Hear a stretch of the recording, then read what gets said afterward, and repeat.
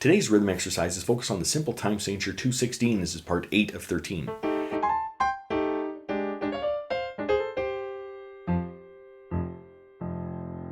Welcome to my studio, Bach To Basics. This channel is where you can find videos to further your music studies. Let's read some rhythms.